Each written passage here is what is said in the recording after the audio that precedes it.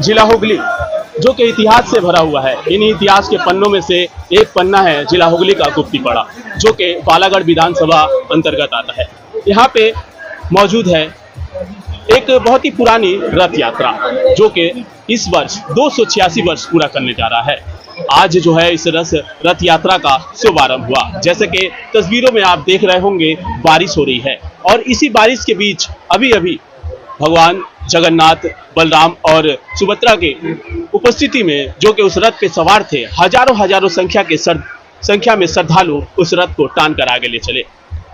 मैं आपको बता दूं, बालागढ़ विधानसभा का गुप्तीपाड़ा, यहाँ पे काफी दूर दराज से लोग आते हैं, जिसकी वजह से इस टान को 2 हिस्सों में करना पड़ता है। पहला टान जो कि दोपहर 12 बजे होता है, जिसकी शुरुआत हो चुकी है, और दूसरा टान जो कि दोपहर 2 बजे होगा। इसके साथ ही साथ एक खास चीज और है, वो खास चीज है उल्टा रथ से पहले, ठीक 1 हफ्ता पहले, यानी कि उल्टा रथ से 1 दिन पहले, इस वर्ष वो डेट 23 तारीख पड़ा है, जहाँ पे एक खास कार्यक्रम आयोजन होता है, जो पूरे हुगली जिला में बस यहीं पर आपको देखने को मिलेगा। वो है भंडारा लूट। हम आपको एक एक तस्वीर दिखाएंगे। आइए पहले देखते हैं हम आज के इस रथ यात्रा की कुछ विशेष तस्वीरें न्यूज लाइन भारत के माध्यम से।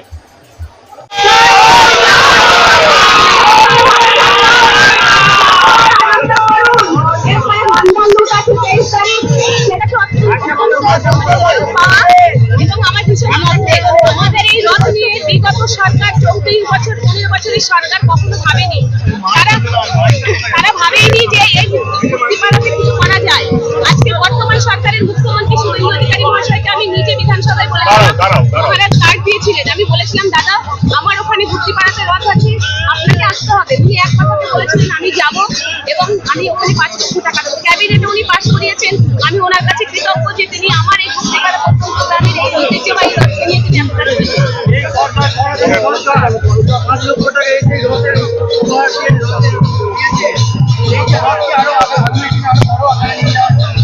নিশ্চয়ই দেখুন, উনি তো দিয়েছেন, উনি চাইছেন, উনি বারবার বলেছেন সব জায়গায় সনাতনকে প্রতিষ্ঠা করা হোক, সনাতন সংস্কৃতিকে জাগ্রত করা হোক, যেটাকে বিলুপ্তির পথে বিগত সরকার নিয়ে গেছিল সনাতন সংস্কৃতিকে। আজকে ভালো লাগছে কীর্তনকে সবাই যে যেমন করে পাচ্ছে ঠাকুরের নাম জয় জপ করছে, জয় জগন্নাথ কি সবাই জপ করছে, আর কেউ বাধা দেবে না।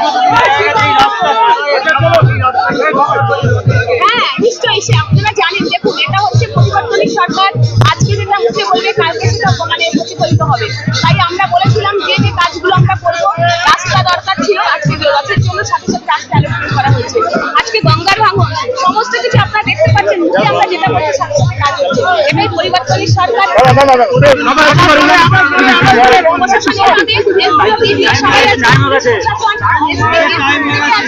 এবং হেলথ ডিপার্টমেন্ট পুরোপুরি সহযোগিতায় আছে, কোনো সমস্যা কিছু নেই।